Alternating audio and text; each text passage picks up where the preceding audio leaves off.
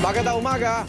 Igan, bumabangon na mula sa kalamidad ang mga residenteng binaha sa Barangay Rojas District sa Quezon City noong bagyong Mario. Pinagtulungan nilang linisin ang makapal na putik na iniwan ng baha na umabot hanggang bubong. May live report si Haji Rieta. Haji. Yes, Igan, at yun nga, tuluyan nang humupa ang baha dito nga sa Barangay Rojas District. Pero Igan, ito, putik naman, ito nga iniwan ng baha sa kanila mga bahay. At dahil humupa na nga, nagsibalikan na ang mga residente at gusto na kasi nilang maibalik sa normal ang kanila mga buhay. Narito ang report. Halos magdamag nang naglalabas si Aling Emily Oribelio ng tambak-tambak na damit sa kanilang bahay. Nalubog daw kasi sa putik ang marami nilang damit nang abutin sila ng baha. Ayon sa kanya, lampas bubong ang inabot ng baha sa kanila. Wala po kami nailigtas ng mga gamit. At saka yung bubong po namin umangat yan. Tapos talaga po giba-giba yan.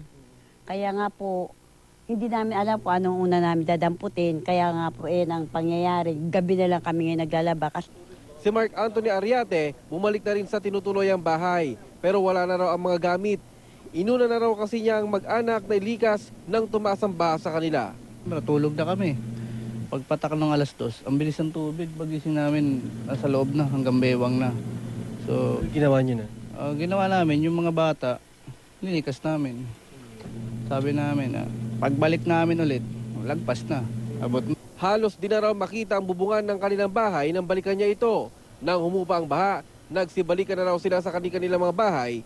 Bagamat makapal na putik ang iniwan, pinagtulungan na lang daw nila itong linisin. Kailangan po mag-move on, wala pong mangyayari. Diba? Parang dumaan sa dilubyo pero kailangan at least ang buhay namin ay safe. Iga na sa 1,000 pamilya ang bilang noong mga lumikas sa Barangay Rojas District at ngayon ngang tuloy ng humupang baha ay nagsibalikan na sila sa kanilang mga bahay at yung iba Igan humihingi ng ayuda nang sa ganon ay may magamit para makapagsimula muli sa kanilang mga buhay. Igan? Maraming salamat, Haji Rieta.